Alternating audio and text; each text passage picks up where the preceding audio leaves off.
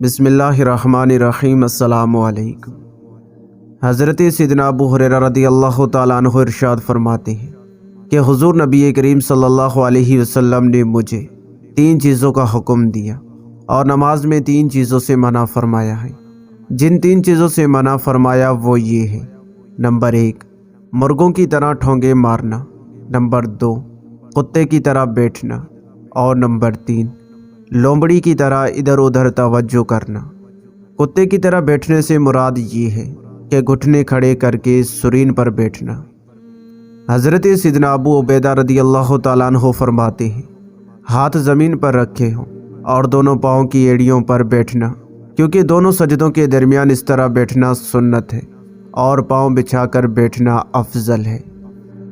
رسول اللہ صلی اللہ علیہ وسلم کا فرمان علی شان ہے، جب آدمی نماز کے لیے آتا ہے تو اللہ عز و جل کی رحمت اس کی طرف متوجہ ہو جاتی ہے، پھر جب وہ کسی اور جانب متوجہ ہوتا ہے تو اللہ عز و جل فرماتا ہے، اے ابن آدم، تو کس کی طرف متوجہ ہو گیا؟ کیا وہ تیرے لیے مجھ سے زیادہ بہتر ہے؟ میری طرف متوجہ ہو جا۔ پھر جب وہ آدمی دوسری مرتبہ متوجہ ہو جاتا ہے تو اللہ عز و جل یہی بات ارشاد فرماتا ہے، اور پھر جب وہ بندہ تیسری مرتبہ غیر کی جانب متوجہ ہوتا ہے تو اللہ عز و جل اس سے اپنی رحمت پھیر لیتا ہے۔ نبی اکرم صلی اللہ علیہ وسلم نے حضرت انس بن مالک رضی اللہ تعالیٰ عنہ سے ارشاد فرمایا، بیٹا، نماز میں دائیں بائیں متوجہ ہونے سے بچتے رہنا، کیونکہ نماز میں ایسا کرنا ہلاکت ہے۔